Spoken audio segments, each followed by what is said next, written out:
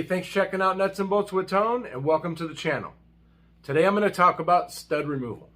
I'm going to show you a toolkit that you should not use, or a type of stud puller you should not use. I'm going to actually show you the one that you should, what I recommend, what I own, and I'm going to show you how to use it. We're going to talk about it, and I'm going to show you, yeah. All right, so this is my very first stud puller set. Told my Mac guy, got to remove some studs. This is what he sold me. All right, so at that time, I was doing a lot of Toyota timing belts. And a Toyota 3.3 liter timing belt requires, it has 2 studs and 2 bolts. And you actually have to remove the studs to get it out, or one of the studs. I think one of them came out, the other one didn't. But anyways, the top of of those studs were Torx. They were real small E-Torx, and they would strip out, and then you'd be stuck trying to get them out, trying to put them back in. And so this is the tool set that I had, or that I bought, and this is what I used. And I screwed up a lot of those. Some of those studs were really, really tight, and so I would use this guy right here, 6 millimeter. And it's super common for studs, 6 millimeter, 8 millimeter. And so what this has is it has these little 3 grippers in there. And what they do is they bite down. And so they're biting, and the harder that you turn for the bolt, the more pressure that you apply, the more these bite in. And so eventually you end up with threads that are unusable. And then you actually have to go into your service writer. Hey, I messed up. Now I need studs. I mean, I had this happen to me before.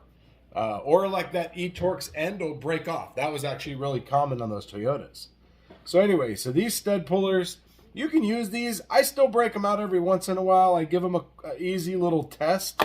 And if I put a little bit of pressure and the stud doesn't budge, then I put this away. Put that away. Don't use that guy. All right. So today I was doing a Ford Explorer AC compressor. And if you've ever done an AC compressor on a Ford Explorer or anything like that, you know it's in the bottom. And you have to take out, so it has the studs and the bolts. Some of them, the studs and the bolts, all can't come out of the compressor until the compressor moves down from the frame, and then you can get a couple of them out. This one required one of them. Both studs came out, and they had to stay with the compressor. The bolt actually came out. So this was the first one I did. All right, not too bad, and looks pretty good. Okay. So this one was pretty awesome. I was like, okay, cool. So I went and got my 5 millimeter, put it on there. And I mean, it's locked in. I mean, 5 millimeter, boom. And it came right out. It unthreaded all the way. No problemo. So that was the first one. So then, unfortunately, I had already done this one and the bolt. And then the compressor was falling and the other stud was stripped. So this is what the other stud looks like. It's all rounded, right? So I couldn't put anything on that. I mean, right now this 5 millimeter goes on there, but it was spinning because this stud was really, really tight. And so anyways, so yeah, right now it makes it look like it wasn't stripped. You can see it's all rounded. But anyways, in the car with torque, it would not come out. So this is what I recommend that you buy. Anybody that has not had this and they borrowed mine, they bought one, because they used it one time and it was that great.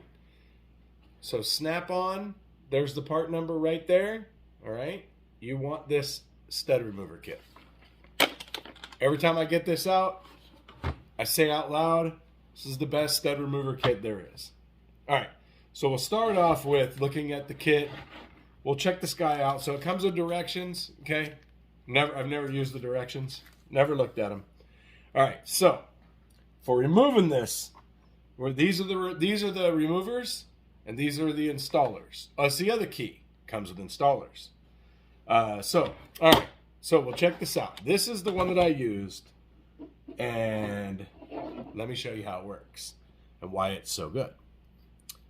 So we're gonna unthread it. All right. So it's about that long, and the end has 4 flutes in it, and then the end of this, the inside of this, the furthest end, it's concave, and that's what these bite on, and that's how it tightens down. So what you want to do is you want to make sure that this is up, but just snug. Not tight, just snug. Now here is the stud. So we're going to take this and we're going to thread this on. Okay. And mine, I mean, you don't have to thread, you just want some threads. Mine came out to about, I think right there is how far I threaded it on, because I wanted to make sure that I had a good bite. All right. And so for the rest of this, we need some tools. So I'm at home right now, so all I have is the good old Craftsman wrenches at home. I don't use them that often, that's why I haven't upgraded. But what I do have is this nice Micro Pro Tools set that we're going to check out. All right, so here is a nice set of sockets and ratchets, or in ratchet and an extension. All right, so we're going to use this. Okay, and we need a 17 millimeter. All right. All right. So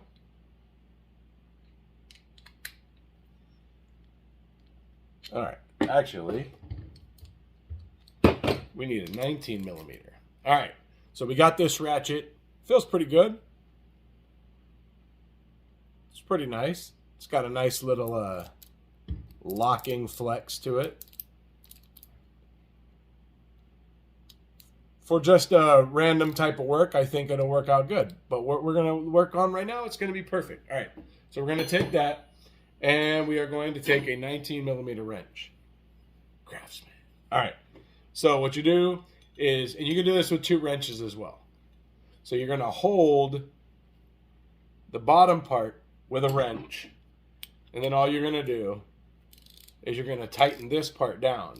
And now when you get tight, you want to give it a little bit more, and then a little bit more.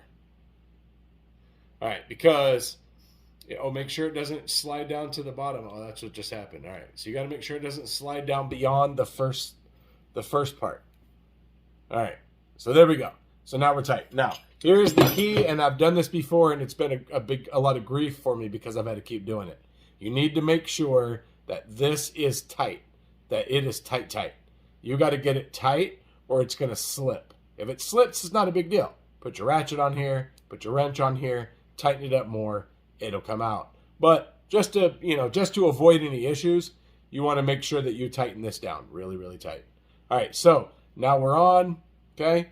And then now, at this point, you can come through with your ratchet and unthread it. Oh, well, the other thing I do like about this is the teeth. Has very fine teeth. Feels pretty good. Anyways, all right. So then we're done. Now we've got the stud out real easy. We're just going to go the opposite, and we're just going to loosen it. So now what we're going to do is, okay, loosen it up. Now this works really good. If you have water pump bolts that are studs for the old cars, if you have exhaust manifold bolts, I've used this for exhaust manifold bolts a lot. So this works really good. Now what we're going to do, so let's take a look at the threads. So we just got done doing that. We cranked it down really tight, and the threads look beautiful. So just to be sure, we can double check that with the installer. So the installer has an Allen on this end, and that's what locks in. So basically, you're just going to thread this in. Now, in this case, normally your Allen would be about right there for installing, but because this one has that long top part, you want to make sure that you know, that you can thread. Now remember, this only has this many threads. So you got to make sure that you have, you know, at least half of those threads in. And then you're just going to tighten it down to there. And then what I always do is I always take the Allen and a wrench. Now this is a 17 millimeter. I take the wrench and an Allen and I give it a little, and then from there, now you can use this. You can put a ratchet on there and then you can run this in. And then when you're all done, you just come back and 17 millimeter, you got your Allen, and you're just going to loosen it. Now remember, the tighter the better. If you try to halfway tighten this up, this tool's not going to work. I can tell you that right now. You have to tighten it up, and you have to make sure that you are really, really tight, or it will not. It will slip. And if you get exhaust manifold bolts that are really, really stuck, they definitely are very difficult to get out unless you have it tight. Well, I hope you liked the video. If you don't own this tool, I hope you check it out. Maybe if you know someone that has it, try it, see if you like it.